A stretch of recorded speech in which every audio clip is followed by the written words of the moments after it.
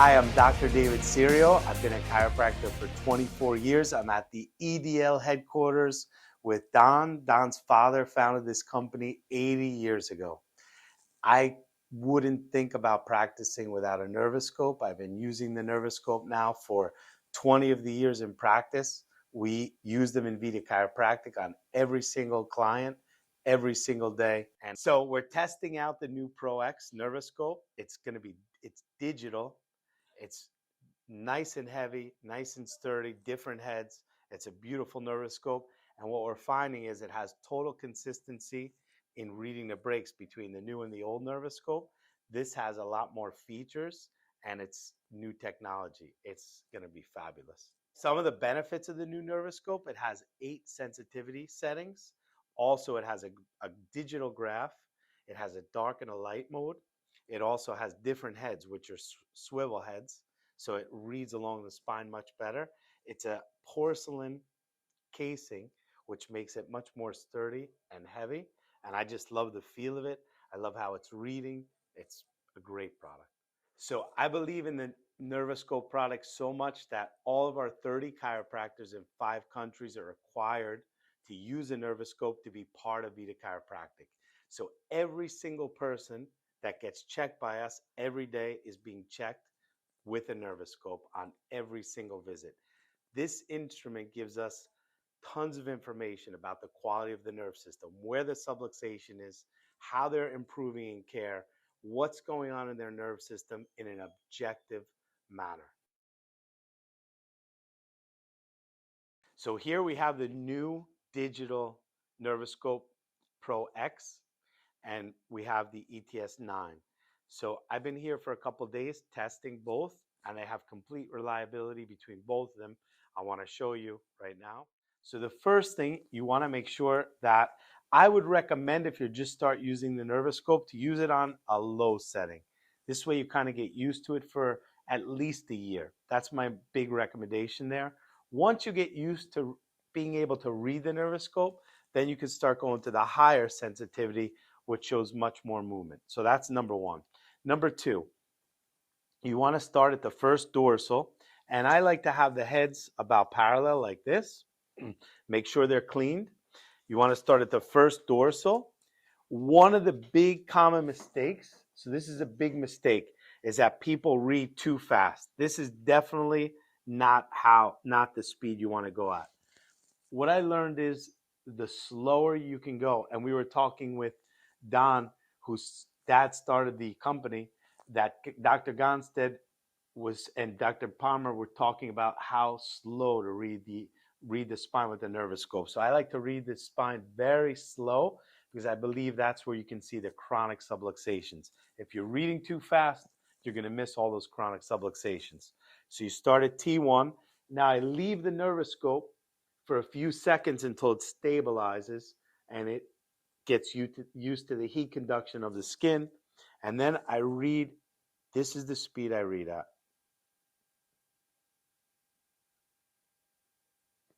No faster than this.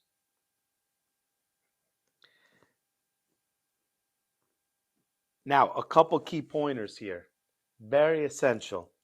The pressure needs to be not so much where you see a big indent and not so light where you don't see any indent. Just a little bit where you just see a little bit of an indent there. That's the perfect pressure. Also, you want to make sure your pressure on the right and the left is the same. What I recommend is when you're first starting to use the Nervo-Scope, don't focus on the break so much. Focus on your technique, which is more important, because if your technique is bad, you're never going to be able to read properly the Nervo-Scope. So also you want to make sure you're in between the spine, not off to one side. These are key. Next piece is you want to make sure you're at the disc plane angles. So if this is the disc plane angle, you don't want to be like this. You want to be at the disc plane angles, and you want to go nice and slow. Now, couple key things. Movement of the needle is not a break. It just could be toxins, it could be muscles, it could be many different things. A break is like a whiplash action, and typically the most chronic subluxations have these breaks that are almost imperceptible. They're not huge breaks. And you will not see those if you're running the scope too fast. Another key pointer. This is something I learned over time. When I do have a break, let's say I have a break right here, I'm going to run this area 5 times. So personally, I want to confirm that break 5 times. And if I don't get the break 5 times, for me, that is not a subluxation. And typically when you do that, you'll only find one segment on the person per visit that's subluxated. I started to learn that with experience. So once again, start at T1. Now you're going to run it very slow, nice even pressure, making sure you're at the disc plane angle and you're in between the spine. When I have a break, I'm going to go up about 5 segments and reread that 5 times.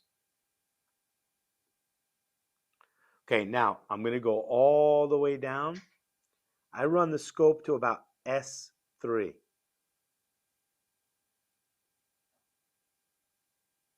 Now, when I read the cervicals, I like to start at T5. For some reason, in my experience, I get a better reading on the way up in this area. So when I read T5 up, I'm really looking at the scope as I go up, not down in that area. So I start about T5. And now in his neck, you want to make sure, key points here, that there's no air in the Nervo-Scope when I'm reading the neck. So that's why it's very important to bring the scope in. I want to make sure it's on the skin. Also, another common mistake is we tend to read the neck back like this, and then here we're going to miss key areas. So what I want is this skin to be taut like this. So I read the cervicals in this angle so that there's no breakage of skin. I'm not getting any air in there. I have a nice flat surface. And these are key points because if your technique is off, you're going to miss key breaks in the person's system. So the first thing you want to work on is your technique before anything. So I start here. This is a great, see there's no air in the heads here. So I'm going to start at T5. Once again, very slow. This is the key. And I'm with the disc plane angles. And I'm running this all the way up to the base of the cranium. Common mistake also is scooping in this area. Stay parallel to the disc plane and you go all the way up to the cranium. Now, common mistake, a lot of people stop too short here and they're missing the upper cervical area. So I run it all the way to the base of the cranium, and that's where you're going to see the upper cervical and cranium breaks. So once again, we're going to start at T5, nice and slow.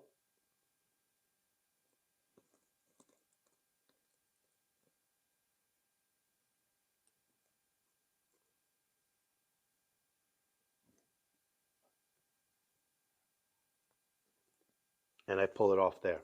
So if you do run it 5 times, you'll typically see a couple areas that you thought were breaks are going to disappear. And then you're going to be left with the main subluxation for that visit. That's why I run it 5 times. So let's say I get a break in this area. Just to give you an example, I get a break here. I'm going to reread that very slow the second time, slow again the third time. Then the fourth and the fifth time, I might run it faster just to have a different look. Also, sometimes if I want to recheck, I'm not sure, I open the heads, close the heads, run them at a different speed, just to double check things. My point of view is I don't adjust the subluxation unless I'm first 100% sure with the Nervo-Scope that it's a break in that area. That's when I have confidence that that's a real subluxation for that visit. Okay, we're going to do a reading with the new digital Nervo-Scope, the Pro X. And there's 8 settings. I'm on sensitivity 5, which is about the same as the ETS 9 on high. The Nervo-Scope really helps you keep your hands off people. The body has the innate ability to heal, And as chiropractors, we tend to over adjust.